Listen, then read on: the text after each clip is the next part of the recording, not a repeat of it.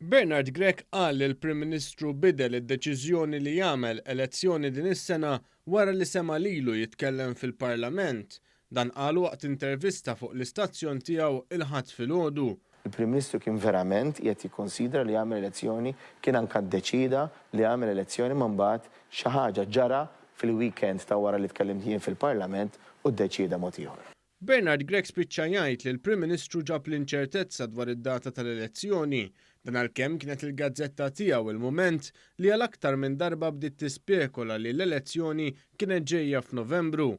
Artiklu fil-gazzetta The Malta Independent ukoll innota kif il-Partit Nazzjonalista ilu ġimgħatu xhur jipprova jibni hype u jgħid li l-Prim Ministru kien ser jgħajjad elezzjoni bikrija.